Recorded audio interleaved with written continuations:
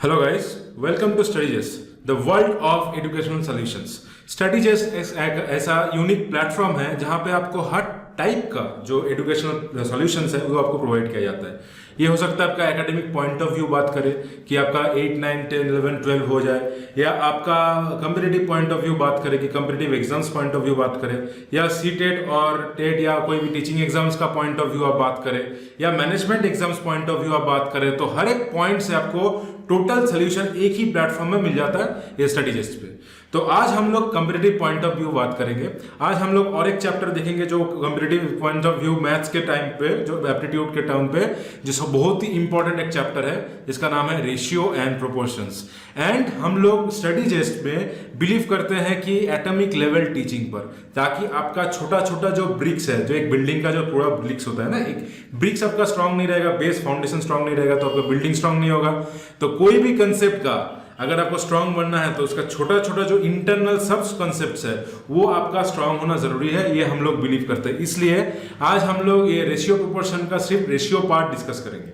तो आज हम लोग देखेंगे कि रेशियो का हम लोग देखेंगे डेफिनेशंस क्या है, प्रॉपर्टीज क्या है, थोड़ा इंपॉर्टेंट कंसेप्ट डिस्कस करेंगे और एग्जांपल के साथ हम लोग जानेंगे कैसे इसे रियल टाइम बेसिस पे प्रयोग किया जाता है। और हम लोग का ये रेशियो प्रोपोर्शन ना कि केवल इसका इंडिविजुअल चैप्टर में आपको काम में आएगा, ये दूसरा चैप्टर मान लीजिए परसेंटेज के आपको काम में आएगा, ये आपको पार्टनरशिप में काम में आएगा, पार्टनरशिप में आपको काम में आएगा, ये आपका ट्रेन्स के प्रॉब्लम्स जो होता है, ट्रेन्स रिलेटेड जो क्वेश्चन आपका आता है कम्पिटिटिव पॉइंट ऑफ व्यू, उसमें आपको काम में आएगा। तो बहुत ही एक इंपॉर्टेंट चैप्टर है। मैं चाहूंगा ये चैप्टर आपका पूरा क्लियर हो जाए एकदम से, ताकि आपका फ्यूचर में जब ये दूसरे चैप्टर्स हम लोग कवर कराएंगे तब उस टाइम पे आपको रेशियो और प्रोपोर्शन रिलेटेड कोई भी डाउट ना हो। तो प्लीज आपका कंसंट्रेशन जितना है आप यहाँ पे दीजिए, स्क्रीन पे दीजिए। और मैं उम्मीद के साथ ये कह सकता हूँ कि ये क्लास खत्म होने के बाद आपको रेशियो और प्रोपोर्शन में कोई भी डाउट नहीं रहेगा। ठीक है, तो चलिए शुरू करते हैं। तो जाने से पहले एक बार फिर बता देता हूँ मैं, हम लोग का जो YouTube चैनल है यहाँ पे आप फॉलो कर सकते हैं StudyJust कम्पिटिटिव। यहाँ पे StudyJust का हम लोग का जो फेसबुक पेज है वहाँ पे फॉलो कर लाइक कर दीजिए। यहाँ पे हम लोग का कम्युनिटी आप ज्वाइन कर सकते हैं टेलीग्राम में, इंस्टाग्राम में। और हम लोग का जो कम्युनिटी पेज है, हम लोग का जो व्हाट्सएप का कम्युनिटी ग्रुप है वो है 9933794423। तो ये जो कम्युनिटी है यहाँ पे ज्वाइन करने का आपको कुछ फायदा ये है कि इस कम्युनिटी में ज्वाइन करने के बाद आपको नोटिफिकेशन मिल जाएगा कि हम लोग का जो लाइव सेशंस प्रोवाइड किया जाता है उसके रिगार्डिंग आपको नोटिफिकेशन आ जाएगा। आपका जो स्टडी मटेरियल है वो प्रोवाइड किया जाएगा, प्रीवियस ईयर क्वेश्चंस जो सॉल्व किया हुआ है वो भी मिल जाएगा, आपका डाउट क्लियर होगा 1-to-1 बेसिस पे। तो please do follow us on WhatsApp. चलिए शुरू करते हैं आज का टॉपिक। आज का टॉपिक जो है रेशियो है। हम लोग जानेंगे रेशियो क्या है। देखिए रेशियो, फर्स्ट ऑफ ऑल, दो जो क्वांटिटीज है, if A and B are two quantities with the same unit such that B is not equal to 0, then the quotient A by B is called the ratio between A and B।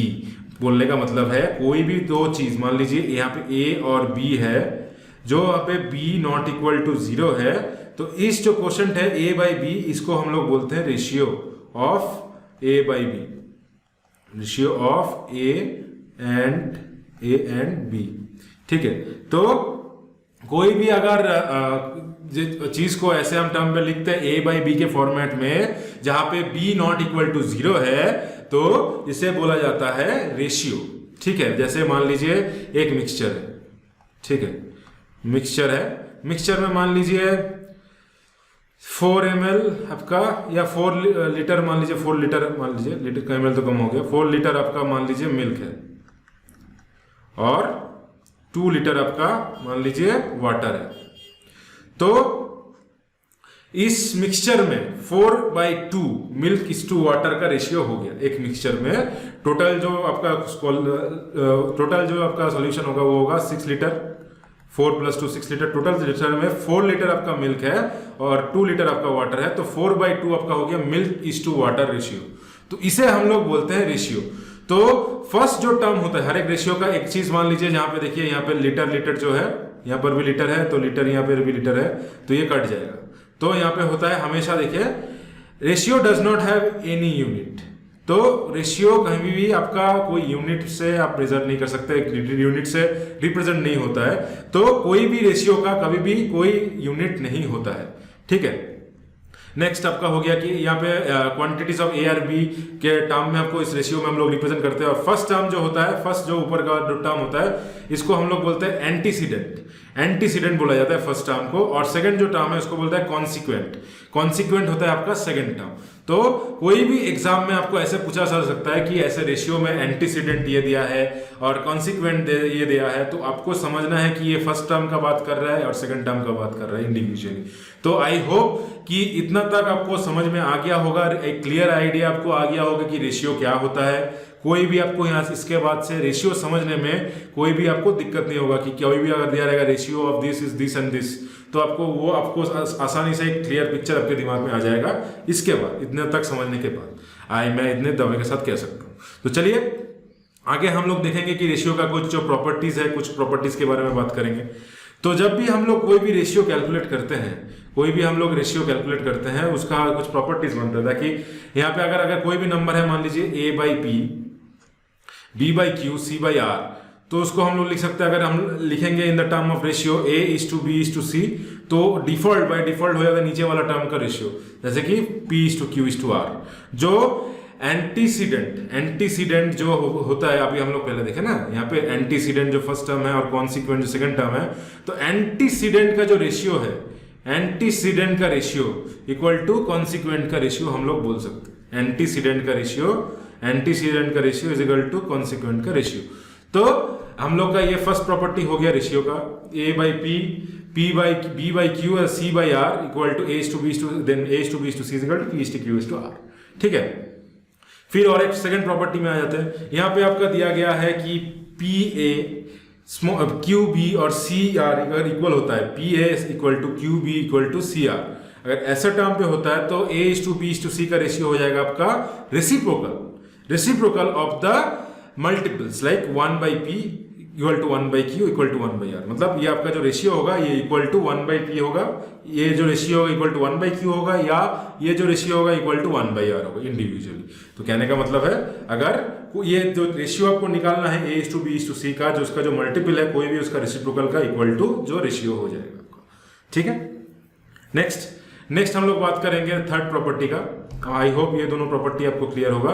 Third property का भी बात करेंगे। अगर आपका दिया हुआ रहेगा कि a by b is equal to c by d, a by b is equal to c by d, इसको बोलते हैं componendo dividendo method, componendo dividendo method. तो अब यहाँ पे लिख सकते हैं a plus b by a minus b equal to c plus d by c minus D.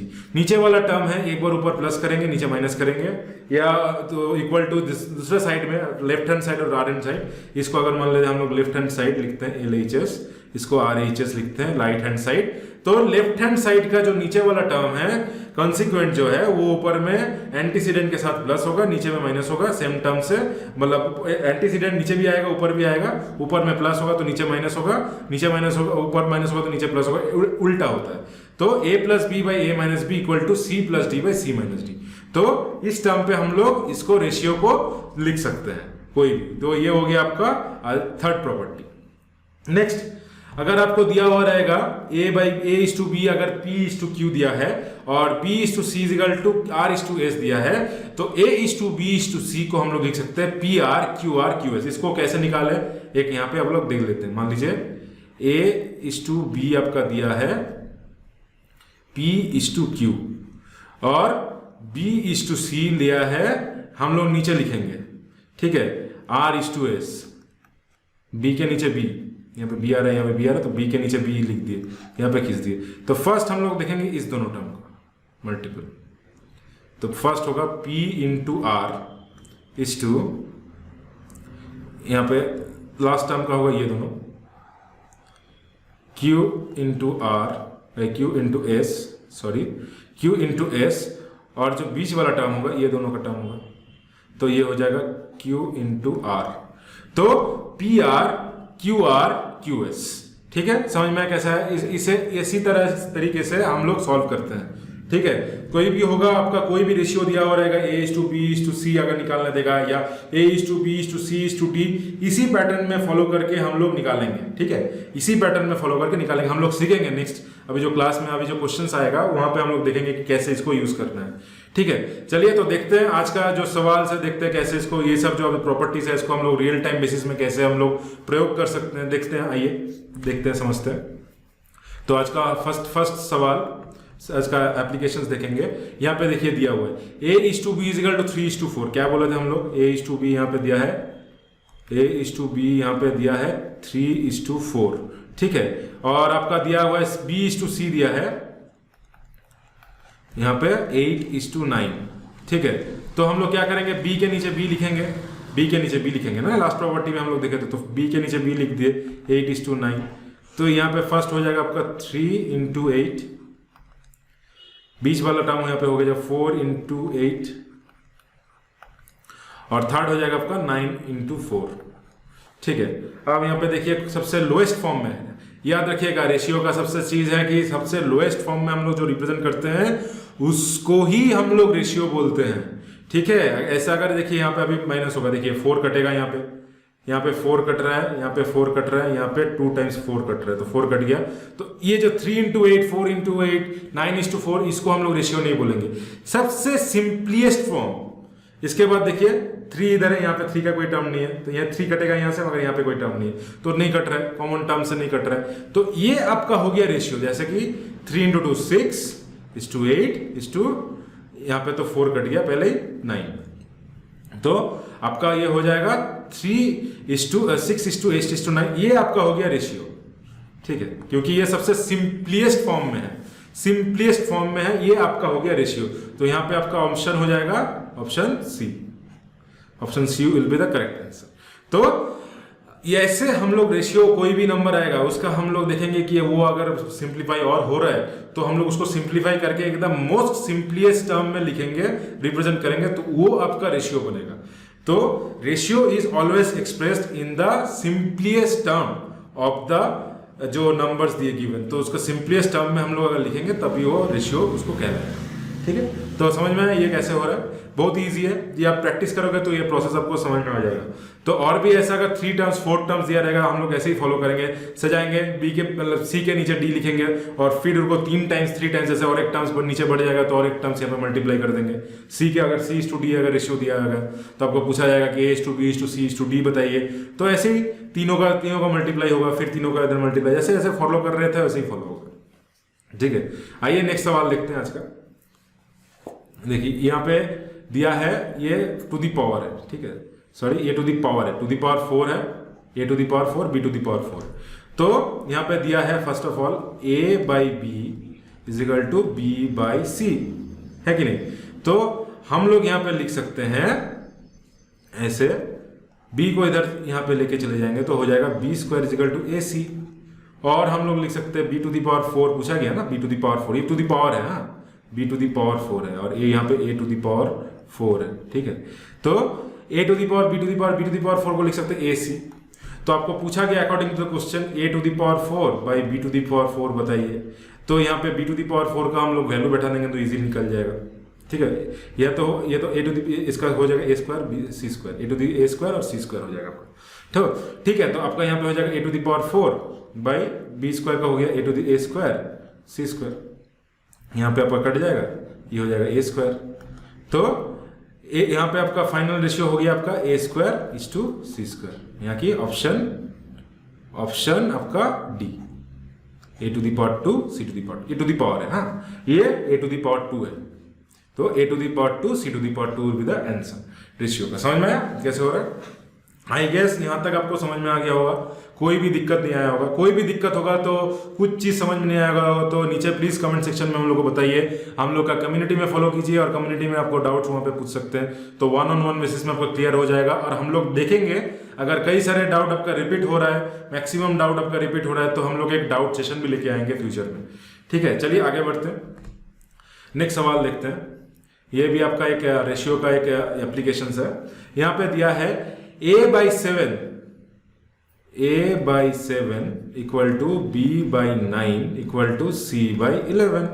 ठीक है, a/7:b/9 इक्वल टू c/11। तो ऐसे हम लोग लिख सकते हैं, कॉमन टर्म इसको लिख लेते हैं इक्वल टू k। मान लीजिए common term equal to k, ये इक्वल टू k है, लिख सकते हैं ना। तो यहाँ पे अगर इंडिविजुअली देखेंगे तो a को लिख सकते हैं a/7 इक्वल टू k, मतलब a इक्वल टू हो गया 7k। ठीक है, वैसे b/9 को लिख सकते हैं k, तो यहां से हो गया b का टर्म हो गया आपका 9k। c का लिख सकते हैं c/11 इक्वल टू k, यहां पे लिख सकते हैं c का टर्म लिख सकते हैं 11k। तो आपको अब पूछा गया आपका a/b/c बताइए, तो a/b/c में आपको वैल्यू पुट कर दीजिए, a/b/c में आपका वैल्यू पुट कर दीजिए जो है 7k/9k/11k। और रेशियो में मैं क्या बताया था, आपका सिंपलेस्ट फॉर्म में होता है, हमेशा जो सिंपलेस्ट फॉर्म होगा उसमें आपको रिप्रेजेंट होगा। तो यहाँ पे k कट जाएगा, तो ये बचेगा आपका 7:9:11। तो ये आपका आंसर हो गया 7:9:11। तो ऑप्शन डी यहाँ पे आपका आंसर हो गया। तो ऑप्शन डी हो गया यहाँ पे आपका आंसर। आई होप कि आपका ये सब कुछ समझ में आ रहा होगा, रेशियो आपको इजी लग रहा होगा, इस सेशन आपको अच्छा लग रहा होगा। अगर लग रहा है तो आप ये सेशन को लाइक कर दीजिए, चैनल को सब्सक्राइब कर दीजिए, ताकि ऐसा वीडियो आपको मिलती रहे और आपको ये बहुत ही फायदा करती रहे आपका कंपेरेटिव पॉइंट ऑफ व्यू। तो चलिए नेक्स्ट सवाल में आते हैं, नेक्स्ट सवाल में देखते हैं। ये भी एक अच्छा सवाल यहाँ पे पूछा गया है। यहाँ पे पूछा गया है कि a is equal to 1/4b and b is equal to 1/4c। बहुत ही इंपॉर्टेंट, एक बहुत ही अच्छा सवाल है, एक थोड़ा घुमाव सवाल है। वो कैसे हम लोग करते हैं देखते हैं। यहाँ पे दिया गया है a इक्वल टू 1/4b, तो ऐसे लिख सकते हैं a/b इक्वल टू 1/4 और a/b इक्वल टू, इसको इस2 बोलते हैं रेशियो को ना, यहाँ पे हम लोग रिप्रेजेंट जो करते हैं इसको इस2 बोलते हैं, इस2। तो a/b इज इक्वल टू 1:4 है कि नहीं, ऐसा लिख सकते हैं। नेक्स्ट हो गया आपका दिया है b इक्वल टू 1/4c। ये हम लोग यहाँ पे लिख सकते हैं b/c इक्वल टू 1:4। अब आपका पूछा गया है, बताइए a/b/c का वैल्यू क्या है। तो हम लोग यहाँ पे देखिए पहले भी किए थे हम लोग, a और b के टर्म हम लोग नीचे एकदम लिखेंगे 1:4 लिख दिए यहाँ पे। b को हम लोग यहाँ पे b देखिए नीचे b का टर्म पे नीचे b लिख दिए 1:4 यहाँ पे लिख दिए, और फिर मल्टीप्लाई कर दीजिए 1 × 1, ये हो जाएगा 1 × 4 और ये हो जाएगा 4 × 4। तो देखिए तो टोटल आपका रेशियो जो हो जाएगा यहाँ पे ये हो जाएगा 1:4:16। ठीक है, 1:4:16। तो यहाँ पे कहने का मतलब है आपका जो वैल्यू होगा ये आपका हो जाएगा 1:4:16। तो यहाँ पे आपका देखिए कोई ऑप्शन मिल रहा है, नहीं मिल रहा है, तो नन ऑफ दिस आंसर हो जाएगा, नन ऑफ दिस आंसर हो जाएगा। तो एक बात याद रखिए गाइस, मैक्सिमम क्वेश्चन में, ऐसा मैं नहीं बोल रहा बाय डिफॉल्ट ये आता है, तो maximum question none of this भी एक बहुत ही इंपॉर्टेंट एक पॉइंट होता है, बहुत ही इंपॉर्टेंट एक ऑप्शन होता है। ये आप कभी भी इग्नोर मत कीजिए, हो सकता है मैक्सिमम क्वेश्चन में नन ऑफ दिस ही आंसर आ जाए, हो सकता है ये। तो कहीं भी अगर नन ऑफ दिस आता है तो आप वो एकदम महत्वपूर्ण तरीके से एक बार इंपॉर्टेंटली वो देखिए। ऐसे भी हो सकता है कि मैक्सिमम क्वेश्चन में नन ऑफ दिस ही आंसर आए, ये बहुत बार हो चुका है, एग्जाम में आता है ऐसे टाइप का सवाल।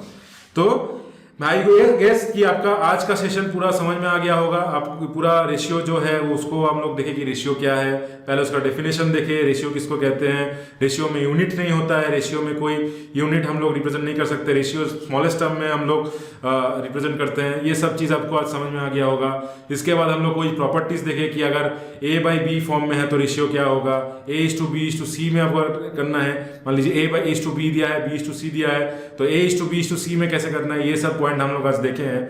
तो आई गेस इतना तक आपको रेशियो जो है समझ में आ गया होगा, और उम्मीद करेंगे कि आपका ये सेशन आपको अच्छा लगा होगा। और प्लीज चैनल को सब्सक्राइब कर दीजिए ताकि आपका नेक्स्ट जो हम लोग डिस्कस करेंगे प्रोपोर्शंस, और नेक्स्ट जो कुछ रेशियो का हम लोग सवाल देखेंगे रियल टाइम बेसिस पे कैसे आता है, ये सब आपको आसानी से मिल जाए और आपका प्रिपरेशन पूरा होती रहे। तो तब तक के लिए चलिए good bye, take care, and मैं उम्मीद करता हूं कि ये आपको सेशन अच्छा लगा है और लाइक कर देंगे आप सेशन को, और keep preparing well, and good bye for now, and मिलते हैं नेक्स्ट क्लास में। बाय।